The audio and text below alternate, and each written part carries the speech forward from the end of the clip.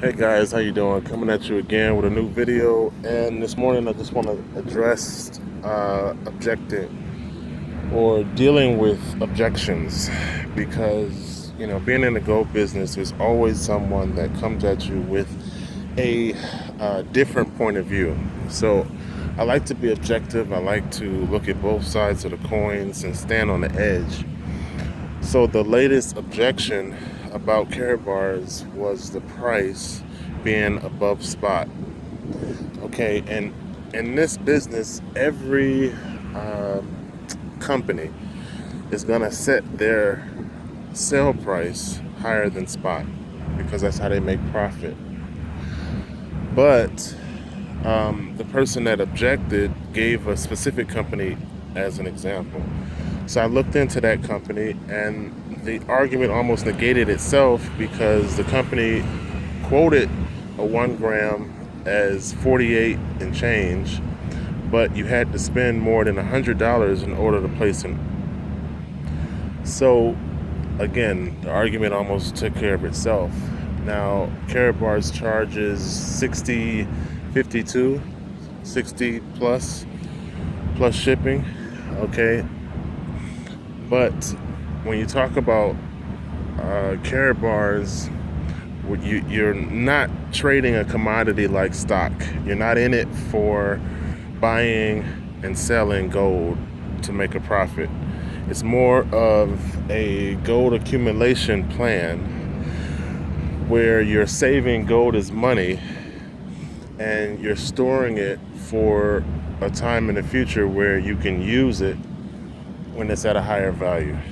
Okay, so if you're coming into it looking at it like an ETF and you're trying to trade it like paper, then you're already looking at it the wrong way.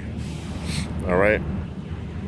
But like I said, to be objective and to be fair based on his argument, I really went into it with an open mind and a clear mind, and none of his argument made any sense. He professes that anything within multi-level marketing is a scam, and then he professes that this company is multi-level marketing, which just totally isn't true.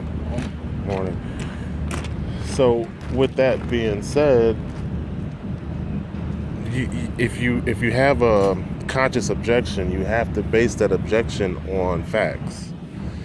And I mean, the only two real arguments that was presented was the company's a scam because it's multi-level marketing, which it's not. It's e-commerce, not multi-level marketing, and that's stressed consistently that we're not multi-level marketing. We're different because we don't have the requirements that a multi-level marketing company has. You don't have to purchase anything to make money. You don't have any requirements to be a part of the company. I mean, all of the multi-level marketing quote unquote steadfast items don't exist. So the argument just didn't prove to be true. If you have an objective argument and you have the facts to back it up, then someone with a clear mind can easily listen to you and understand what you have to say. But I went into it with a clear mind, and like I said, nothing he said made any sense. So I always tell people, and I constantly do it in my post, to learn how to critically think, learn how to process information, make a decision, but make a decision based on all avenues. Like I said, I try to stand on the edge of the coin and look at both sides. So that's a skill that a lot of people don't have. The world, society programs people to only do what they're told and think what thoughts they're given to think. And the primary person on this earth, probably half of the people who are watching this video, feel like the only way to make money is through a job, when a job is keeping you paycheck to paycheck. It'll never give you financial freedom, and there's more to life there's more to earning money than just doing it through a job. So he went in about that, and I went in about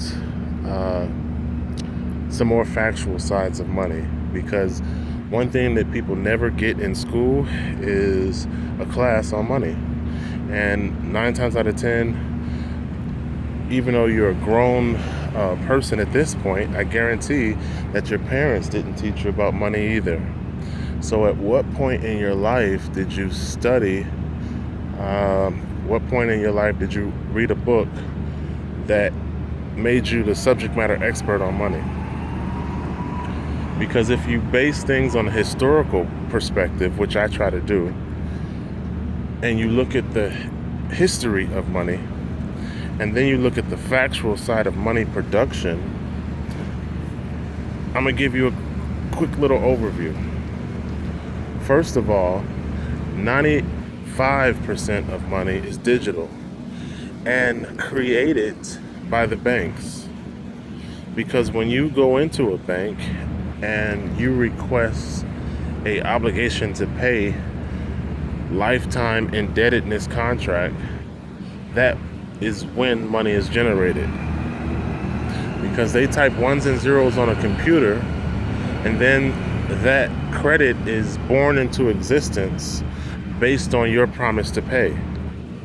So the creation of money within our society,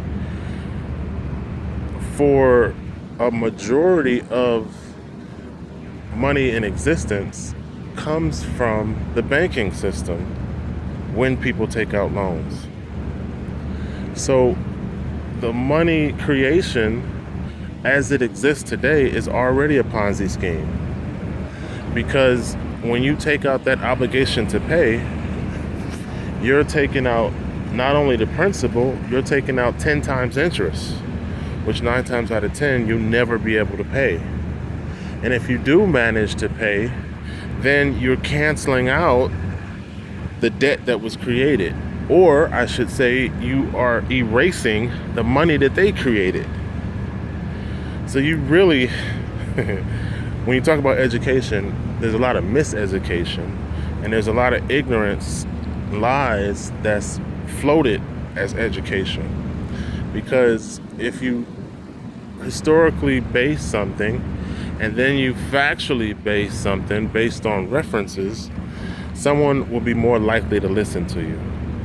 But when you base your personal lack of experience in money, and then you use that as an argument to project towards somebody else, like what this person did to me, it makes you look more ignorant, because of the fact that there's some key points you're missing, and that your whole argument has no real basis when you saying that every network marketing company is a Ponzi scheme, and you're basing a job as the only place to get a source of income. And if that were true, there would be no Bill Gates, there would be no Facebook, there would be no entrepreneurs.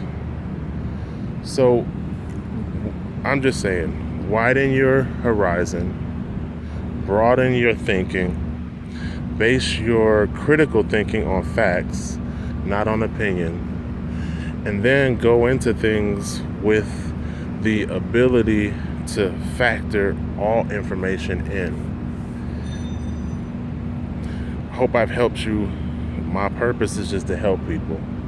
If you come at me with a valid argument, I'll come at you with some valid concerns.